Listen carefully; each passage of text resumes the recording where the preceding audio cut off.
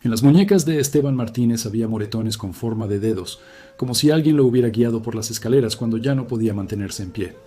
Diciembre de 1929. Sofía y Cristina Martínez, de 23 y 21 años. Residencia en la calle Alcalá, número 14, Oaxaca. Su padre yacía muerto en el sótano. El conserje, Javier Mendoza, descubrió el cuerpo el 8 de diciembre a las 6 de la mañana, cuando bajaba al sótano a por carbón. Esteban Martínez, de 52 años, un acaudalado comerciante de granos, yacía en el suelo de piedra con los ojos abiertos. Tenía sangre seca bajo la nariz. La policía estatal llegó en media hora. El oficial Miguel Novoa anotó en el informe que el cuerpo ya estaba rígido. La temperatura en el sótano era de menos 4 grados. Sofía Martínez abrió la puerta con un vestido negro perfectamente planchado. Tenía el rostro seco. Cristina estaba detrás de ella en el pasillo, mirando al suelo, con las manos entrelazadas temblando. La hermana mayor testificó con voz tranquila. Padre regresó anoche de la cantina después de las 10. Estaba borracho, como todos los viernes. Oímos un ruido en las escaleras y luego silencio. La hermana menor repitió exactamente las mismas palabras, literalmente. El oficial Novoa anotó en su informe. Ambas declaraciones idénticas como aprendidas de memoria. En la residencia de la calle Alcalá vivían 11 familias. Nadie oyó la caída. Nadie oyó un grito. La autopsia realizada por el doctor Enrique Valdés duró 3 horas. En el estómago de Esteban Martínez encontraron restos de la cena. Pan, manteca, colagria. Y algo más. Arsénico. Una concentración letal. El doctor Valdés preparó un segundo informe, privado, que envió directamente al fiscal. En ese informe, describió los moretones en las muñecas del fallecido, frescos, hechos pocas horas antes de la muerte. Alguien sostuvo a Esteban Martínez mientras bajaba al sótano. La policía regresó a la residencia el 10 de diciembre. Esta vez, el interrogatorio duró 6 horas. Sofía estaba sentada erguida en una silla del salón. Cristina lloraba en la cocina, pero no respondía a las preguntas. El oficial Novoa preguntó por el licor de ciruela que Esteban Martínez bebía cada noche. La botella estaba en el aparador, casi vacía. Sofía explicó que a su padre le encantaba esa bebida. Ella misma la hacía según la receta de su madre. Novoa llevó la botella al laboratorio. Arsénico en el licor. Trazas, pero suficientes para debilitar a un hombre durante semanas. La vecina del segundo piso, María González, testificó que Esteban Martínez había empeorado mucho en el último mes. Perdió peso, se quejaba de dolores de estómago, vomitaba después de comer. El médico de familia, el doctor Jorge Morales, diagnosticó indigestión. Nadie pensó en veneno. No en esa casa, no en esa familia. Sofía Martínez se había graduado en un internado de señoritas de la calle Real. Sabía francés, tocaba el piano, recitaba poesía. Tras la muerte de su madre en 1925, asumió las tareas del hogar. Tenía 20 años. Cristina era diferente. Callada, tímida, infantil en su forma de hablar. Su padre la trataba como a una niña, aunque ya tenía 21 años. No la dejaba salir sola, controlaba cada paso que daba. Sofía también controlaba a su hermana menor. Los vecinos decían que Cristina no podía hacer nada sin el permiso de la mayor. Incluso elegir un vestido requería la aprobación de Sofía. En la semana posterior al funeral, la policía estatal recibió una carta anónima. Alguien sabía de la doble vida de las hermanas Martínez. Por las noches, cuando Esteban Martínez salía a la cantina del centro, las hermanas se cambiaban de ropa. Vestidos de tela barata, perfumes baratos, el pelo suelto. Parecían mujeres de los suburbios, no las hijas de un comerciante respetado. Alquilaban habitaciones en un barrio bajo. Se encontraban allí con hombres. ¿Por dinero? Los informes no son claros. Algunos testimonios sugieren que pagaban por compañía, otros que ellas mismas aceptaban dinero. El oficial Novoa encontró a 4 hombres que admitieron haber tenido contactos con las hermanas. Uno de ellos, Andrés Gómez, de 31 años, obrero de la fábrica de tabaco, testificó algo inquietante. Cristina lloraba después de cada encuentro. Repetía entre lágrimas: «Padre debe morir. De lo contrario, nunca seré libre». Gómez pensó que era solo el llanto de una mujer infeliz en casa. No pensó que fuera el preludio de un asesinato. Esteban Martínez descubrió el secreto de sus hijas 2 semanas antes de su muerte. No se sabe cómo. Quizás alguien le informó. Quizás él mismo la siguió. La conversación tuvo lugar el 22 de noviembre, por la noche. La vecina, María González, oyó voces fuertes a través de la pared. Esteban gritaba. Sofía respondía con frialdad, sin emoción. Cristina lloraba. Al día siguiente, Esteban Martínez fue al notario. Quería cambiar su testamento. Era el 21 de noviembre, lunes. El notario Vicente Romero recibió a Esteban a las 10 de la mañana en su oficina de la calle de Morelos. Esteban tenía mal aspecto, pálido, delgado, sudoroso a pesar de la mañana fresca. Romero anotó en el acta que Esteban estaba inusualmente decidido. Hablaba rápido, nervioso, como si temiera que se le acabara el tiempo. Quería desheredar completamente a sus hijas. El notario intentó detenerlo. Eran sus únicas hijas, su familia, su sangre. Esteban respondió con una frase: «Mis hijas están muertas para mí desde el momento en que descubrí quiénes son realmente». ¿Qué descubrió Esteban exactamente? El notario Romero no preguntó. No era asunto suyo. Preparó la nueva versión del testamento según los deseos del cliente. La tercera versión del testamento, redactada el 28 de noviembre, era despiadada. Todo el patrimonio, la residencia, los almacenes de grano, los ahorros, iría a parar a la sociedad de beneficencia. A las hijas solo les quedaba una pequeña renta, bajo una condición. Debían ingresar en un convento, un reformatorio para mujeres caídas, dirigido por monjas cerca de Puebla. Esteban Martínez planeaba una última visita al notario el 10 de diciembre para firmar todos los documentos. Murió el 8. El testamento de 1927, favorable a las hijas, apareció de repente en un escritorio del salón. Sofía se lo llevó personalmente al fiscal el 20 de diciembre, con el rostro lloroso y la voz temblorosa. El fiscal Juan Velasco no le creyó. Demasiadas casualidades.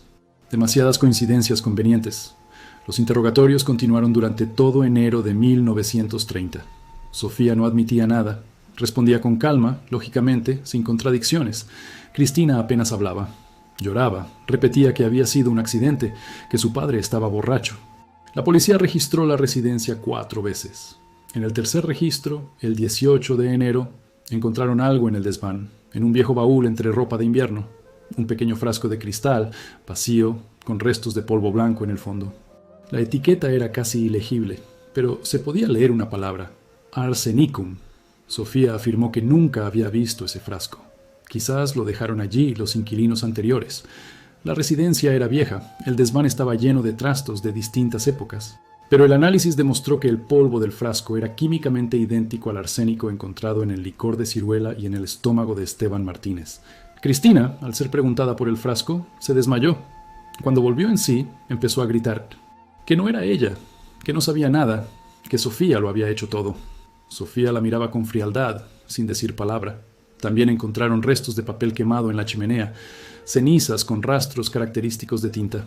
Sofía afirmó que estaba quemando viejas facturas de los negocios de su padre. Pero un peritaje caligráfico demostró que las cenizas contenían fragmentos de escritura a mano, no impresa. ¿Un diario? ¿Cartas? ¿El plan del asesinato escrito palabra por palabra? Nunca lo sabremos. El papel se quemó por completo. La botella de arsénico, probablemente comprada en la farmacia de la plaza principal, desapareció.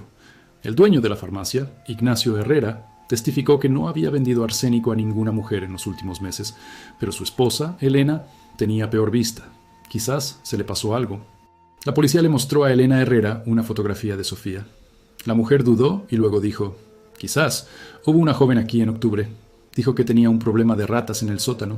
Compró veneno, pero no estoy segura de que fuera ella». La parroquia de la iglesia de Santo Domingo no quería un escándalo. La familia Martínez era respetada. Esteban había apoyado financieramente a la iglesia durante años. Donaba velas, pagaba las reparaciones del tejado, daba limosna a los pobres. El párroco, el padre Antonio Campos, se negó a declarar. Secreto de confesión, alegó.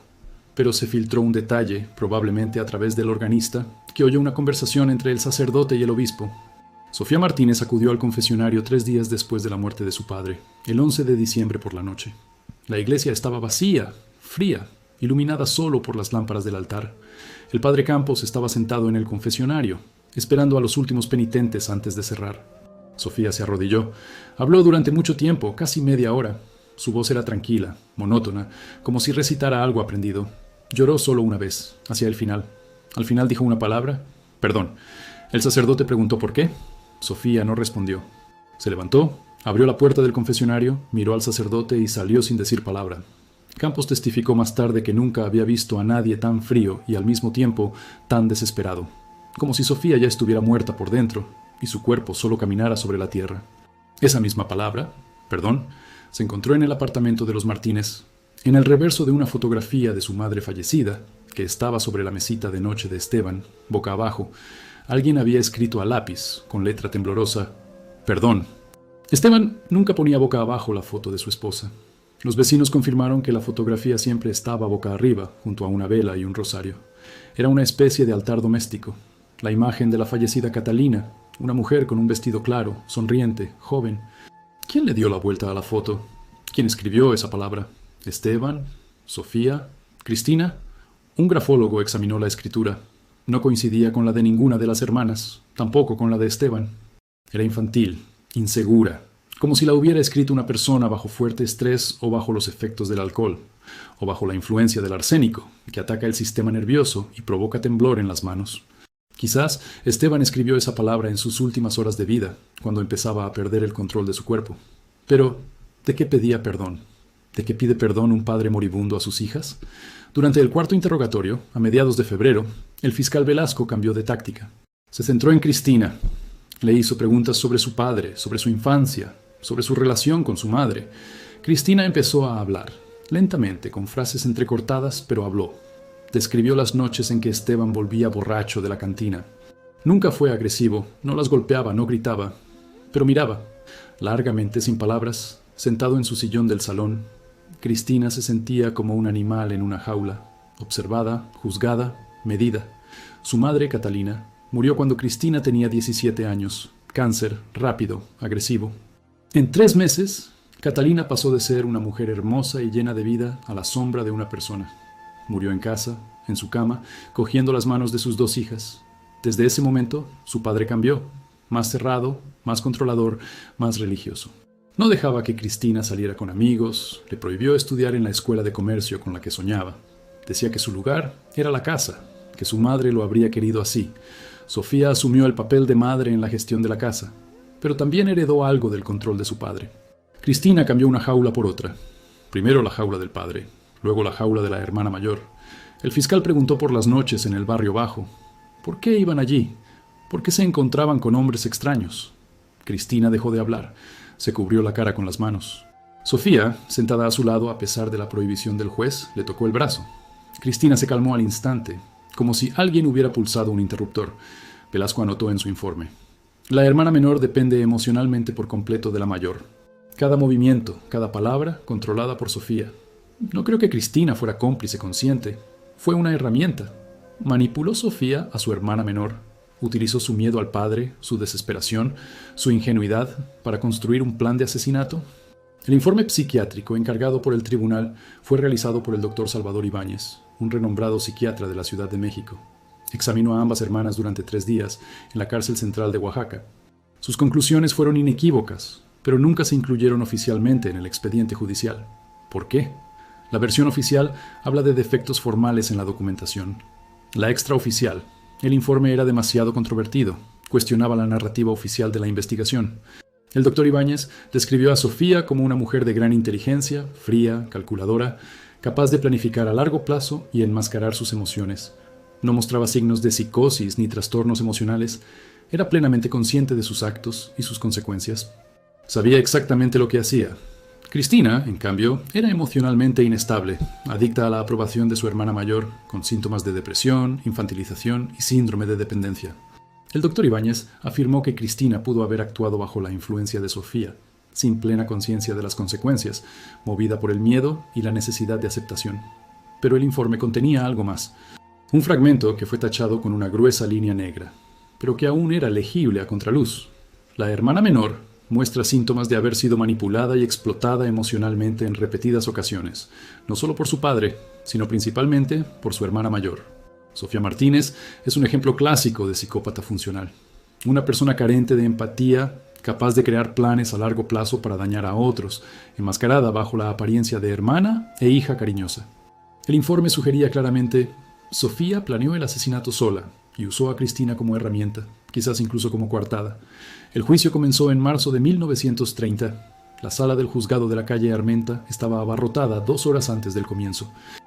Oaxaca quería ver a las doncellas diabólicas, como las llamaba la prensa. Vinieron periodistas de la Ciudad de México, de Puebla, incluso de Veracruz. Era el juicio de la década. Hijas que mataron a su padre, veneno, secretos, sexo. Todo lo que necesitaba una historia sensacionalista. El abogado defensor, Casimiro Domínguez, de 48 años, conocido por defender casos difíciles, intentó construir una línea de defensa basada en la violencia psicológica del padre.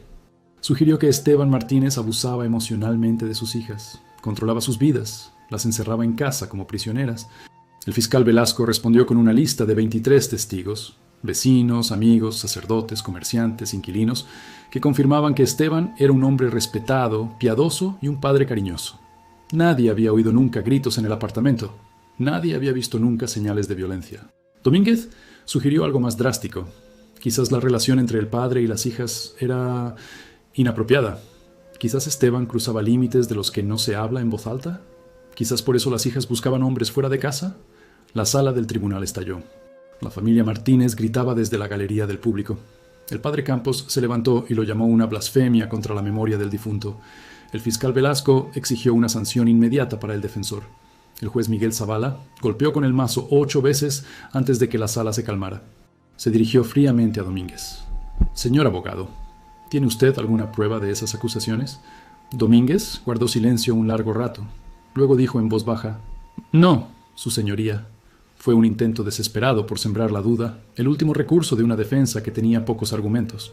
No funcionó. Pero una pregunta quedó sin respuesta. ¿Por qué las hermanas Martínez se encontraban con hombres extraños? ¿Qué las impulsaba a ello? El testigo número 7, llamado a declarar el 23 de abril, dio una respuesta parcial. Su testimonio no se publicó en la prensa. El juez Zavala ordenó que esa parte del juicio fuera a puerta cerrada. El hombre, en los archivos figura solo como J.G. Ay, de 43 años, funcionario del ayuntamiento, casado y padre de 3 hijos, se había reunido con Sofía 3 veces en noviembre de 1929 en una habitación alquilada de la calle de Cortés. La describió como una mujer segura de sí misma, inteligente, dominante, que controlaba totalmente la situación. No lloraba, no mostraba debilidad, no fingía estar enamorada. Al contrario, ella dictaba las condiciones, ella decidía todo, ella terminaba las reuniones cuando lo consideraba oportuno. Sofía hablaba de su padre durante esas reuniones. No de forma romántica ni emocional, sino analítica, sobre cómo estaba arruinando su vida, cómo la aprisionaba en casa como a un animal, cómo planeaba privarla de su libertad encerrándola en un convento. Hablaba del dinero, del patrimonio, del testamento, de que todo debería pertenecerles a ella y a Cristina. J.G. testificó literalmente, leyendo de las notas que tomó después de cada reunión. Sofía Martínez no buscaba amor, no buscaba consuelo, ni siquiera buscaba placer físico, buscaba poder. Sobre su padre, sobre su hermana, sobre su propia vida, dijo que la única forma de ser libre era la muerte de su padre. No me lo tomé en serio. Pensé que solo eran palabras de una mujer desesperada. Después de la tercera reunión, a finales de noviembre, Sofía dijo algo que J.G. recordó exactamente. «Si quieres verme de nuevo, ven en enero. En diciembre estaré ocupada con asuntos familiares importantes». Esteban Martínez murió en diciembre. El método que probablemente utilizaron las hermanas surgió de la combinación de testimonios, informes médicos, análisis químicos y la reconstrucción de los investigadores. El arsénico se añadía al licor de ciruela en pequeñas dosis durante al menos 2, quizás 3 semanas. Esteban Martínez bebía ese licor todas las noches, sobre las 7, después de cenar. Exactamente 30 gramos en una pequeña copa de cristal que su esposa le regaló por su 20º aniversario de bodas. Era su ritual, su momento de relajación. Las pequeñas dosis provocaban un envenenamiento gradual. Dolores de estómago, debilidad, vómitos, diarrea, temblor de manos, síntomas que el doctor Morales diagnosticó erróneamente como problemas digestivos relacionados con la edad y la mala alimentación. El médico le recetó a Esteban un ungüento para el estómago y una dieta. No ayudó. Esteban perdía peso, palidecía, perdía el apetito. En la última semana antes de su muerte, dejó de ir a los almacenes de grano.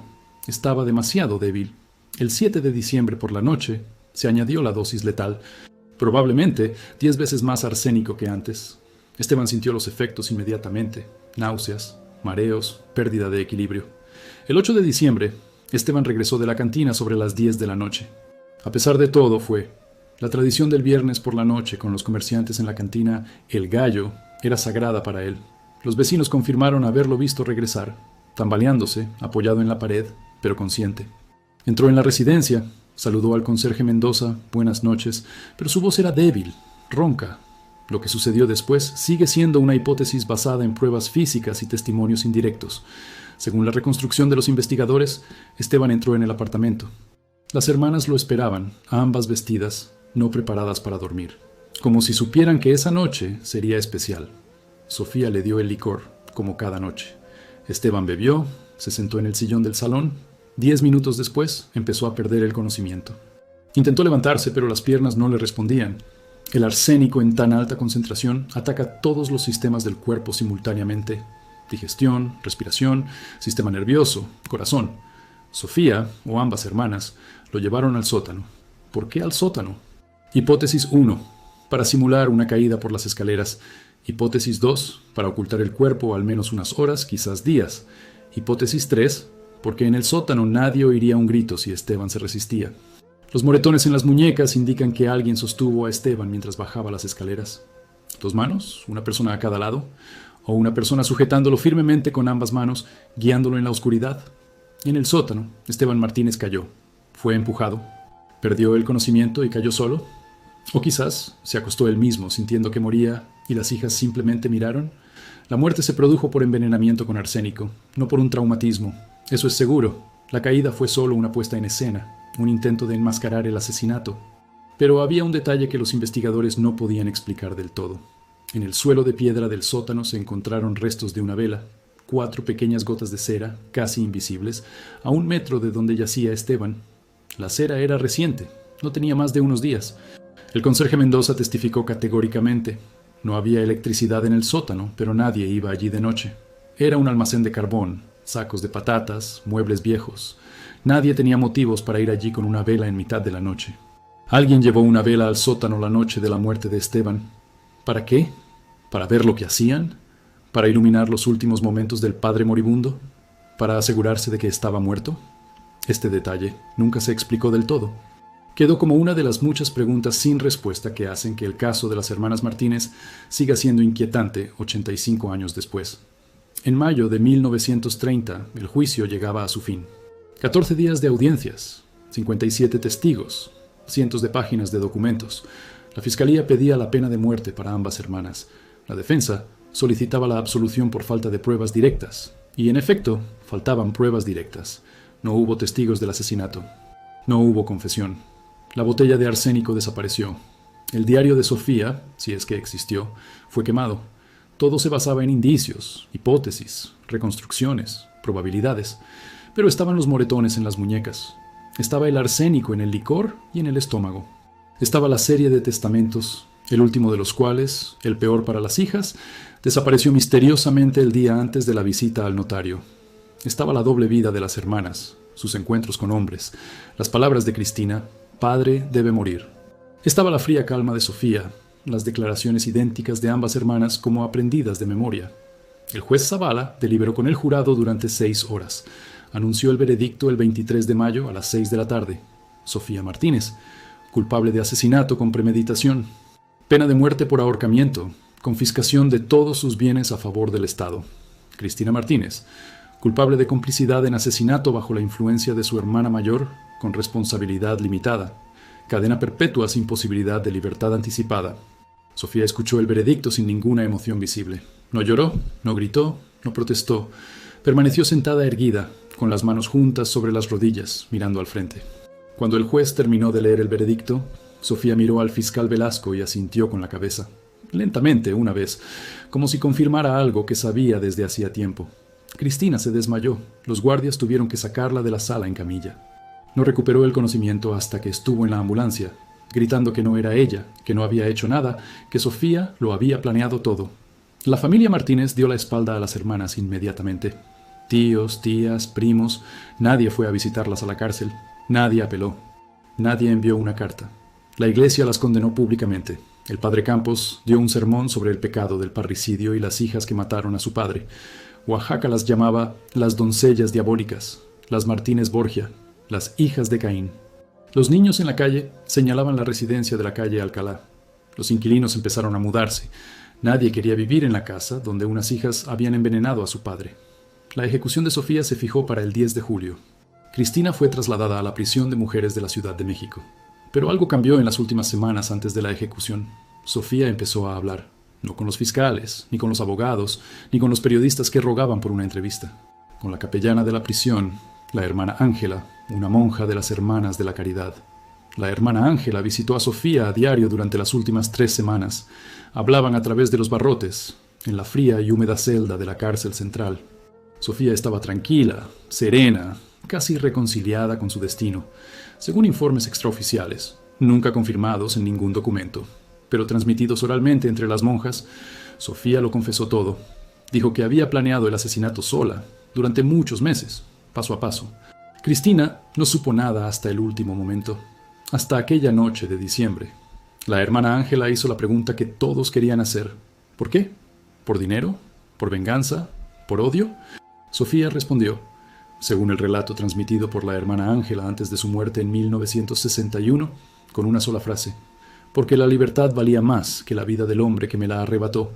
No se trataba del dinero, no del patrimonio, no del testamento, no del convento. Se trataba del control, del poder sobre su propia vida. Esteban Martínez controlaba cada aspecto de la vida de sus hijas: dónde iban, con quién hablaban, qué hacían, qué pensaban. Tras la muerte de su madre, ese control se volvió absoluto, sofocante, insoportable. Sofía, una mujer inteligente, culta, consciente del mundo más allá de los muros de la residencia, no podía soportarlo, pero tampoco podía irse. En 1929, una mujer soltera sin dinero, sin trabajo, sin familia que la apoyara, no tenía a dónde ir. La sociedad no preveía un lugar para ella fuera de la casa de su padre o la casa de su marido. Así que planeó el asesinato. Lentamente, metódicamente, sin emoción, como un buen ajedrecista planea una partida. Cristina era parte del plan. La hermana menor, fácil de manipular, emocionalmente dependiente, asustada de su padre. Sofía utilizó su miedo, su ingenuidad, su desesperación. Quizás Cristina no lo sabía todo, pero sabía lo suficiente para ser cómplice. Convierte esto a Sofía en un monstruo, o en una víctima que fue demasiado lejos. La historia no da respuestas sencillas. La ejecución de Sofía Martínez tuvo lugar el 10 de julio de 1930, a las 6 de la mañana, en la prisión penal de la calle Reforma. Hubo 24 testigos, funcionarios, el fiscal, un médico, un periodista de El Imparcial, miembros de la familia de Esteban Martínez. El padre Campos se negó a asistir. Dijo que no podía bendecir a una hija que había matado a su padre. Acudió un joven vicario, el padre José Aguilar, que no conocía ni a Esteban ni a Sofía. Sofía caminó hacia el patíbulo con calma, por sus propios medios, sin ayuda de los guardias. Llevaba un vestido gris de prisionera, el pelo recogido en un moño sencillo. No lloraba, no temblaba, no suplicaba clemencia. Se situó bajo la horca y miró a los presentes. Durante un largo momento, quizás un minuto, nadie se movió. Entonces el fiscal Velasco leyó el veredicto por última vez. Preguntó si la condenada tenía unas últimas palabras. Sofía dijo solo una frase, antes de que le pusieran la soga al cuello. Madre sabría por qué lo hice. ¿Qué significaba eso? ¿Sabría la madre, Catalina, sobre el control de Esteban? ¿Sabría de la desesperación de sus hijas? ¿O quizás Sofía intentaba decir que su madre habría aprobado el asesinato? Lo que suena absurdo, pero es la única interpretación de sus palabras. Nadie lo explicó jamás. Sofía Martínez murió a las 6:12 de la mañana. La muerte fue instantánea, sin sufrimiento. Cristina Martínez sobrevivió en la prisión de la Ciudad de México 38 años. La prisión de Lecumberri, luego la prisión de Puente Grande, luego de vuelta a la Ciudad de México después de los años 40. La guerra solo la afectó indirectamente. La prisión permaneció, solo cambió la bandera sobre la puerta.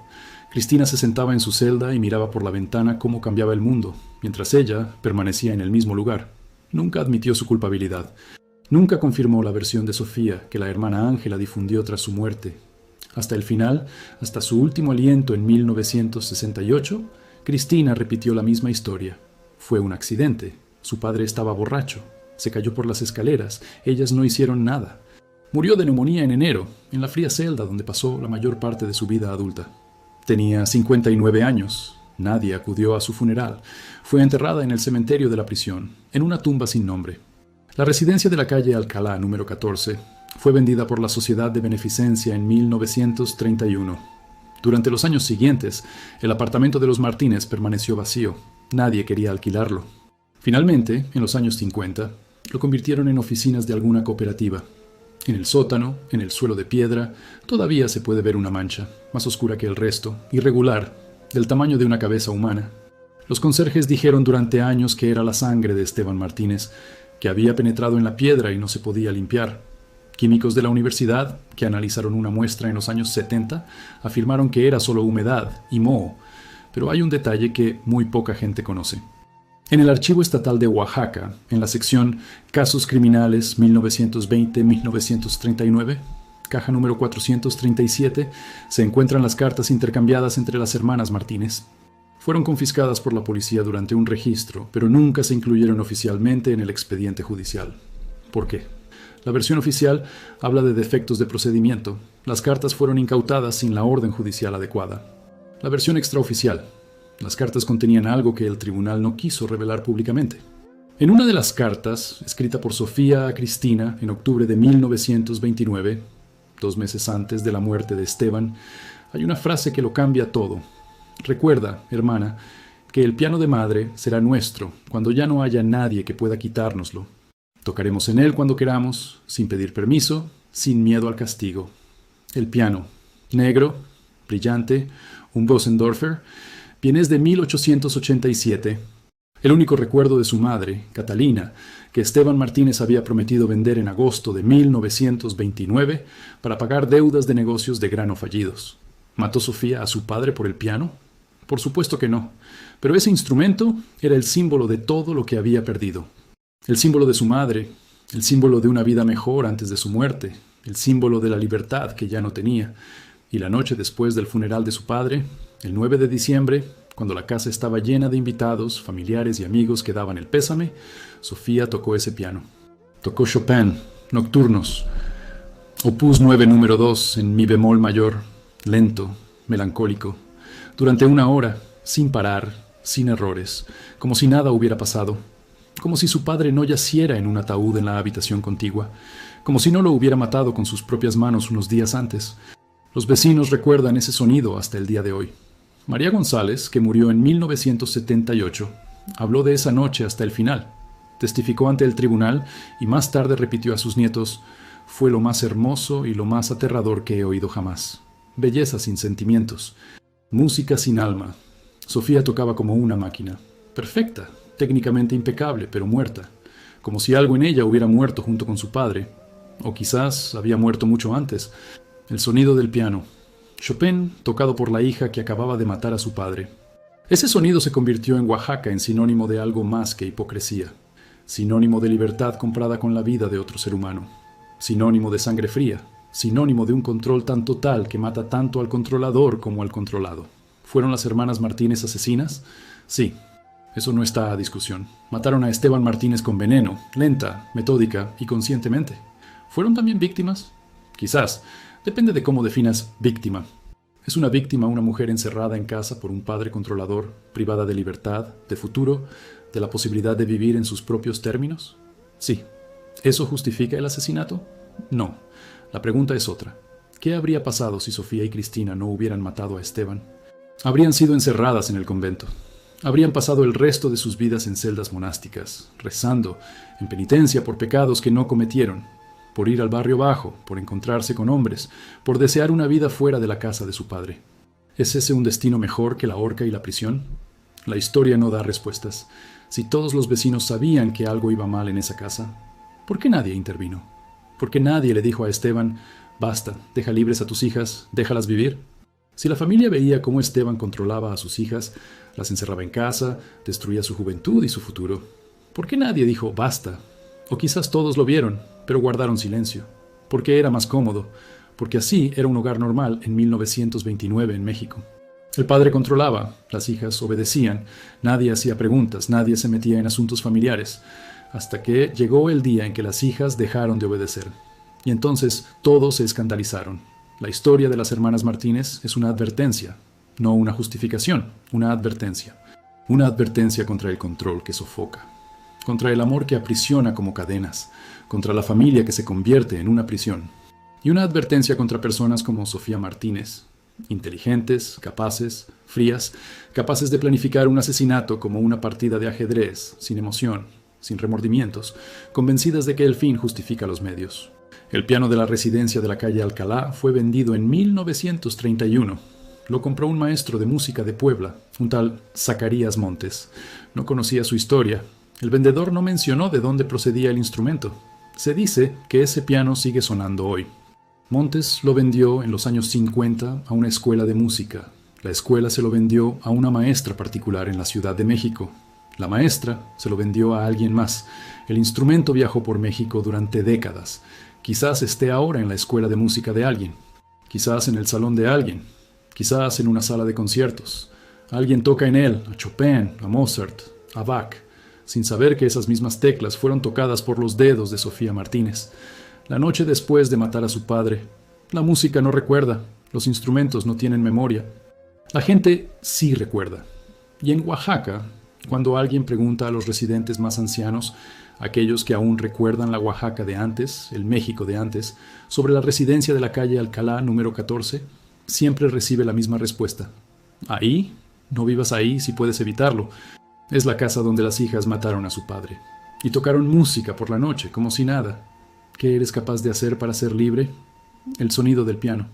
Una vela en un sótano oscuro. Arsénico en el licor de ciruela.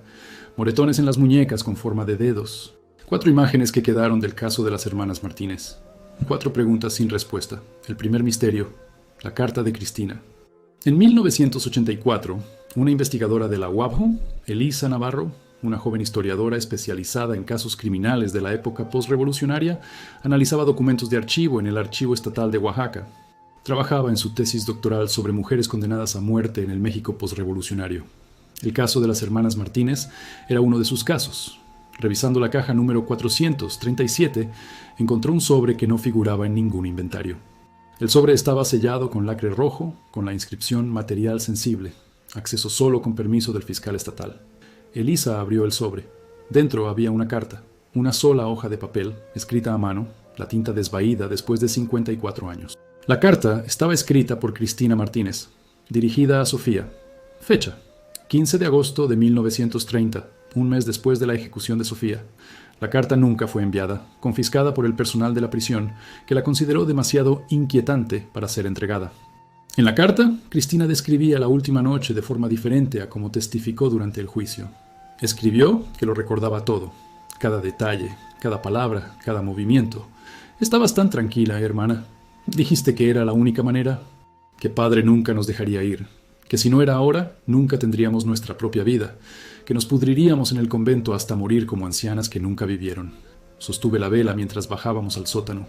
Recuerdo el temblor de la llama, recuerdo las sombras en las paredes. Padre iba delante, apoyado en tu brazo. Pensaba que íbamos a revisar el carbón. Le dijiste que habías oído un ruido por la noche, quizás ratas, quizás ladrones. Sabía que tenías razón. Él había oído ese ruido la noche anterior. Estaba preocupado por eso. Cuando llegamos abajo, te diste la vuelta y me miraste. No tuviste que decir nada. Yo sabía. Padre se dio la vuelta, quiso volver a subir, pero se tambaleó. El arsénico ya estaba haciendo efecto. Lo vi en sus ojos. Miedo, comprensión, una pregunta. Cayó. No lo empujamos.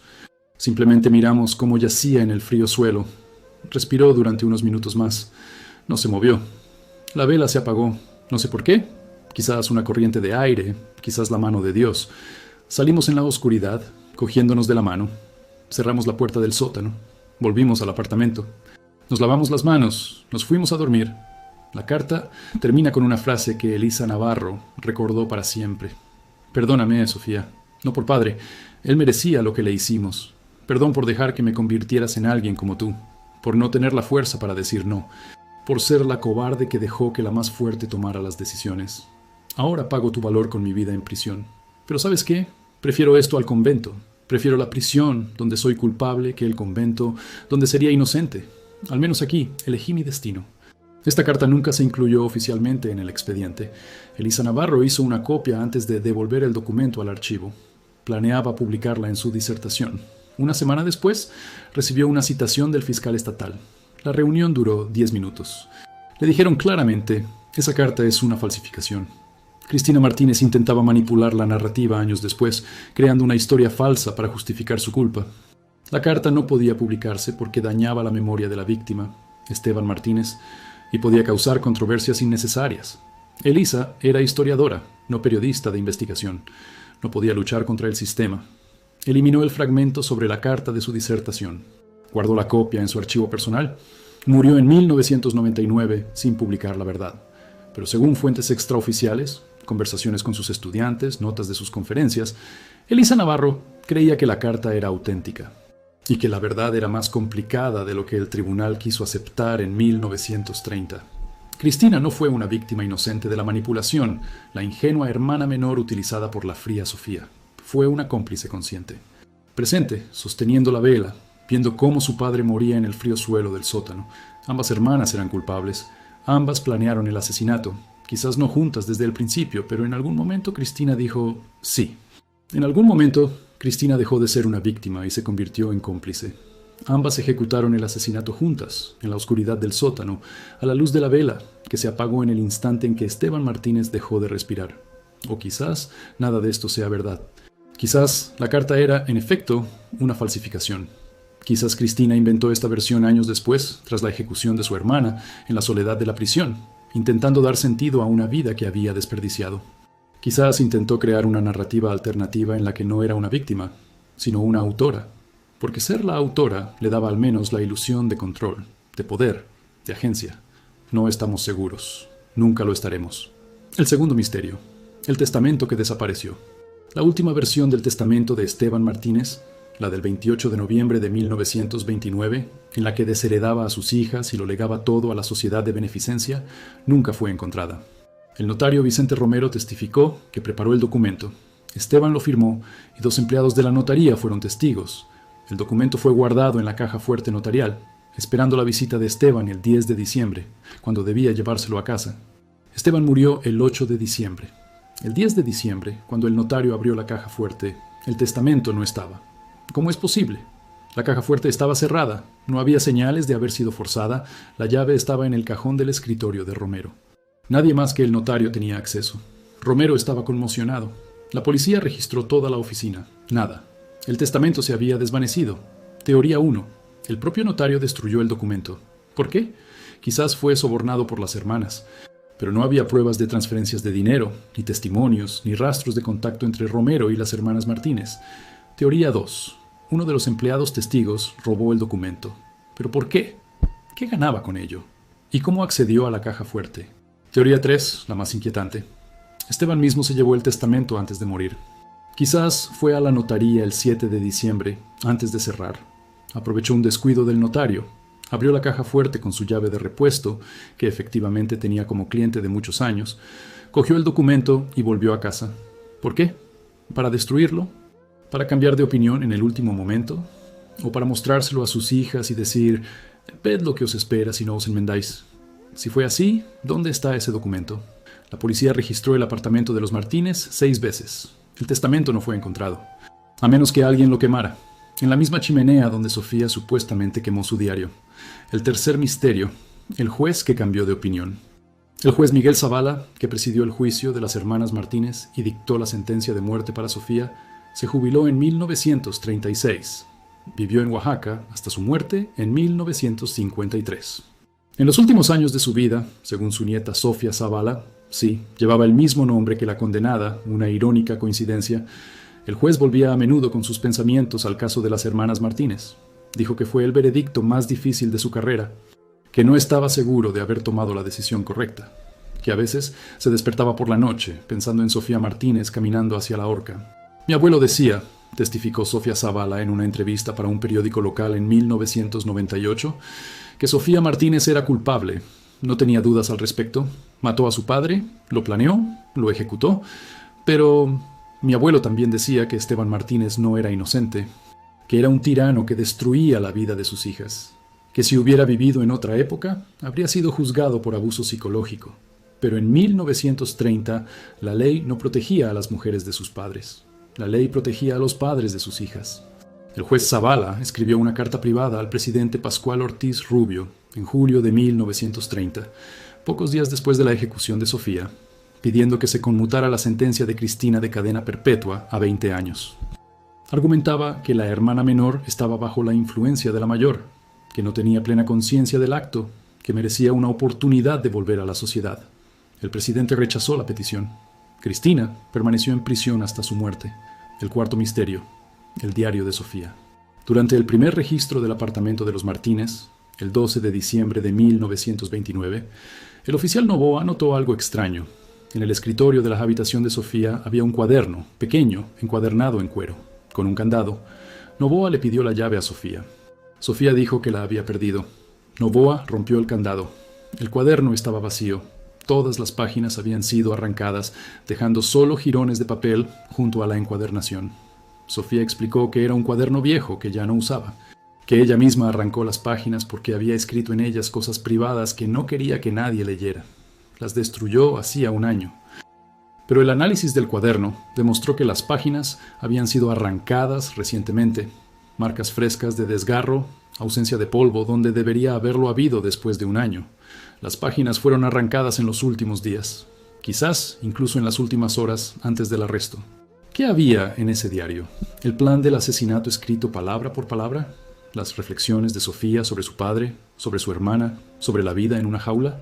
¿O algo completamente diferente? ¿Algo que cambiaría toda la interpretación del caso? No lo sabemos. Las páginas fueron quemadas. Sofía lo declaró claramente durante el tercer interrogatorio. Las quemé en la chimenea el 9 de diciembre por la noche, después del funeral. Eran mis pensamientos privados. Nadie tenía derecho a leerlos. ¿Por qué las quemó precisamente entonces? El 9 de diciembre, el día después de la muerte de su padre, la noche después del funeral, el mismo día que tocó Chopin en el piano frente a los invitados, porque sabía que la policía vendría, porque sabía que buscarían pruebas, porque sabía que era culpable y estaba destruyendo las huellas, o quizás las quemó por otra razón. Quizás el diario contenía la verdad, que el asesinato no fue un acto de venganza por el control, sino algo completamente diferente, algo que no podía revelar ni siquiera ante el tribunal, ni siquiera antes de morir. Todos estos misterios siguen sin respuesta.